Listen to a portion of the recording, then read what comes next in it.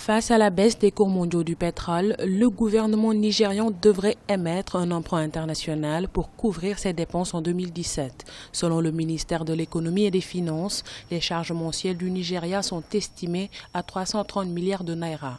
Le président Muhammadu Buhari a proposé un budget national avoisinant les 7 000 milliards de naira, soit une progression de 20% par rapport au budget 2016. Le gouvernement est obligé de faire recours à un emprunt international pour financer sa politique économique en 2017. Notre économie subit depuis des mois les conséquences de la baisse des cours mondiaux du pétrole. Si vous avez 2 périodes de croissance négative, vous êtes techniquement en récession. Donc, nous ne pouvons pas attendre que le prix du brut remonte. La solution, c'est de recourir à l'emprunt international.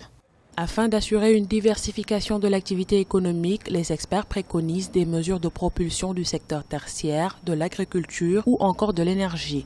Ces réformes permettront de juguler la chute des cours du pétrole et tourner la page de la récession de l'économie.